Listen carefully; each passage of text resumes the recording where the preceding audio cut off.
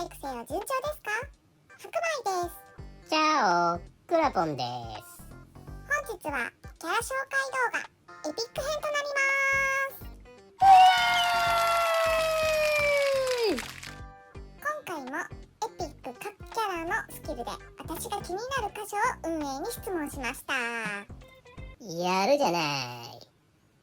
スキルの発動率や効果、クールタイムの有無、クールタイムがある場合は何秒なのかなどなどの知識を皆様と一緒に深めていく動画となっております。レアキャラ編、レジェンド編もご用意しておりますので、興味のある方はぜひご視聴ください。レジェンドキャラの育成は楽になりましたが、エピックキャラの必要数は変わらずなので育成が大変ですよね。でもほら、エピックキャラは入手経路が多いからね。各イベントの交換ショップ、アリーナ関連、クラン遠征のシーズン報酬、その他もろもろで細かく、そして課金。入手経路的にはこんな感じですかね。課金したいキャラは運営にお願いすると売ってくれるよね。です。数に制限はありますが、すぐに対応してくださいますね。それではエピックキャラの紹介に参りますか。いざ参らん。今回も紹介の際、クラポンにチャプター、襲来、対人の評価と一言をよろしくお願いします。クラポンの主観で構いません。オッケーよ。一言あると少し楽ちん。では、まずは真剣の物事、セラフ。この動画ではセラフと呼ばせていただきます。真剣のもの。クラポンは相変わらず読み方を覚えてません。今回はセラフのキャラスキル、神の音調、レベル2とレベル3とレベル4の発動率を運営に問い合わせてみました。おいくつでした？まずはレベル2とレベル3のスキルですが、50% 発動だそうです。確認お疲れ様です。続いてはレベル4の発動率、30% 発動だそうです。確認お疲れ様です。それではクラポン、セラフのコンテンツ別の評価をお願いします。チャプターは丸。もともとチャプター向けの性能がゴールデンフリースで鬼に金棒。ダックスキンも優秀です。襲来、封印は丸。ランキング上位陣の使用率高め。ゴールデンフリースダックスキンも優秀です。対人は×。獅子舞持ってれば回避時に HP 回復はします。異論は認める。続いてはドラクーラ。 HP 回復できる。条件付きで移動力上がる。条件付きで火力上がる。装備品の基本捨て増加と育てる甲斐がある使い勝手も良いキャラですね。そんなドラクーラのキャラスキル、吸血のレベル1の HP 吸収確率とレベル2の過剰な回復分は次の攻撃ダメージに変換される際、どれくらいのダメージになるかを運営に問い合わせてみました。回復量は自分の HP の 2% だったっけ？吸収確率は気になるかも。どうだったでごじゃる？まずはレベル1の HP 吸収確率ですが 10% とのことです。あ、そんなもんなんだ。もっと集中してるかと思ってた。そしてレベル2のダメージ変換についてですが、逃避率でダメージ変換とのことです。はい、確認作業お疲れ様でした。では最後にクラポン、ドラクーラのコンテンツ別の評価をお願いします。チャプターは丸。即死しないチャプターなら HP 回復で安定します。貫突してるとなおグッド。襲来、封印は丸。貫突ありきで丸評価。攻撃力 40% 増加は魅力的。育ち具合で評価がガクッと落ちちゃいます。対人は少し迷うけど、丸よりの三角。レベル8のキャラスキルが対人だと機能しにくいのが痛いです。ダックラスキンが優秀なので丸よりで。異論は認める。続いてはローラ。聞くことありました？ローラはありませんでした。ですよね。まあ初期フリーズ持ちは使い勝手いいよね。ですね。チャプターや天空なんかは凍らせることができるできないで一気に展開変わりますから。だに1秒の差で生死が分かれる。難しくなればなるほど実感できますね。ローラはスキンも優秀よね。ですです。チャプター、襲来や封印、対人すべてにおいて優秀ですよね。スキンの動画もそのうちやりたいですね。それではクラポン、ローラのコンテンツ別の評価をお願いします。チャプターは丸。安定感出ます。襲来、封印は三角。よりの丸。水着スキンで自分の弾速も下がるのが魅力的。ジンジャーとの併用でなおグッド。対人は丸。妨害キャラとして優秀だと思います。異論は認める。続いてはロキ。圧倒的強さの層とお手軽で汎用性もあるヘラの影に埋もれちゃった感はあるよね。全体スキルは魅力的ですが、他に育てたいエピックキャラがたくさんいるから後回しになりがちですよね。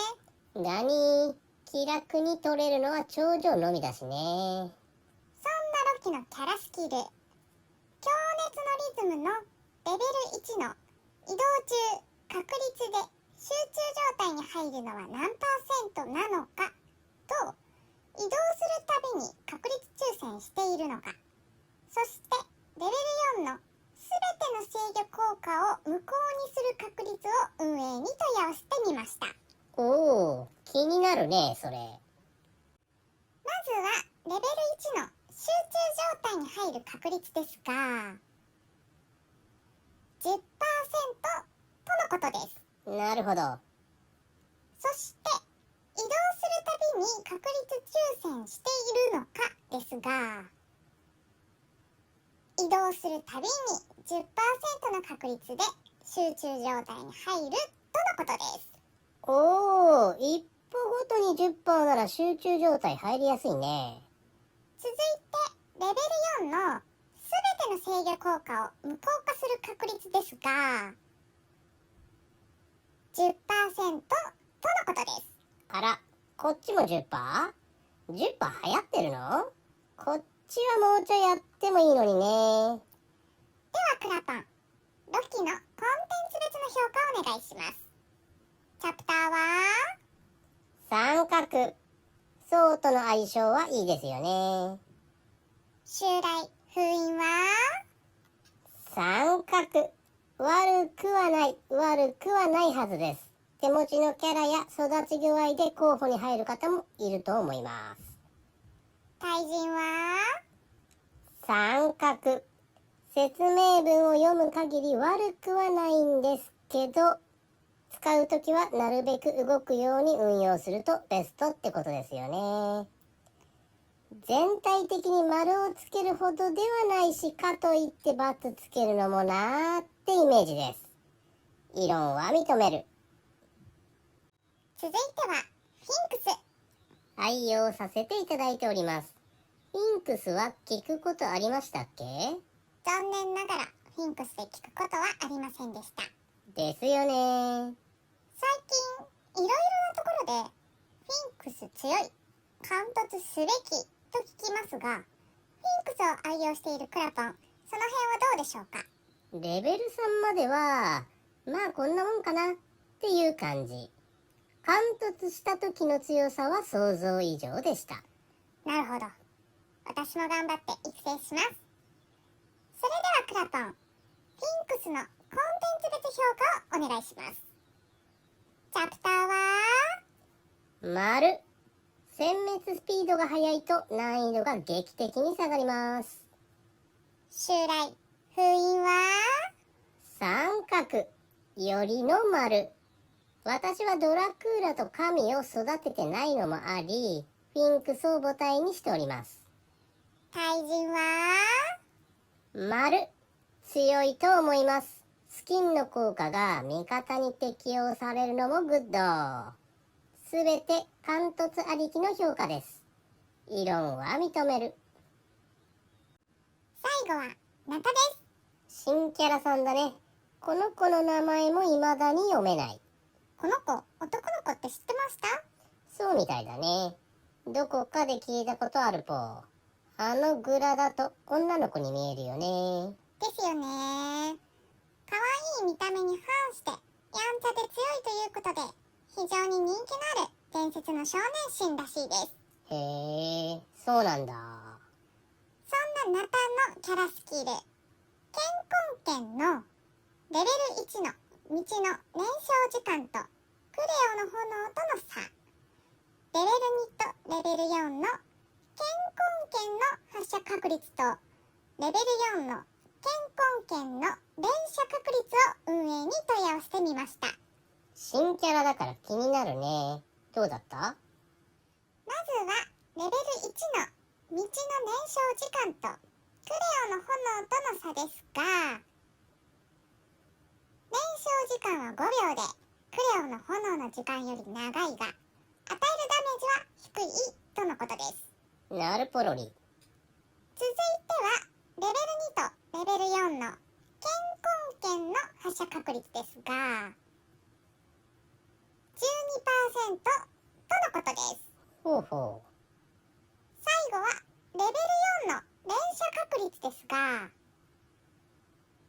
20% とのことです。う。5回に1回か。ちなみに健康圏のダメ倍率っていくつなん？それも運営に問い合わせたのですが、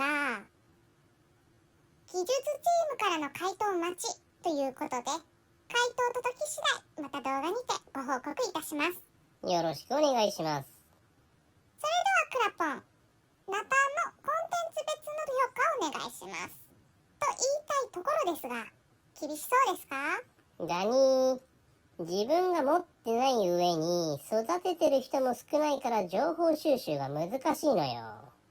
では、ナタの評価はなしという方向ですね。左遷、それでお願いします。以上、エピックキャラ紹介でした。お疲れ様でした。エピックキャラは長く使えるキャラも多く、使用率高めなイメージですよね。ダニー、母体で使う人も多いよね。3週にわたり、レアキャラ、レジェンドキャラ、エピックキャラと紹介してまいりましたが、視聴者の皆さんに少しでもお役に立てる内容でしたら幸いです。来月はルーンあたりやっちゃおうかね。企画が止まってるので何とも言えませんが、やってみたいですね。ペットも気になるし、やりたいこと満載よ。頑張ってこなしていきましょう。それでは今回の動画は以上となります。モチベーションにつながりますので、ぜひチャンネル登録お願いします。夢の収益化をしたいのでグッドボタンもお願いします。またにー。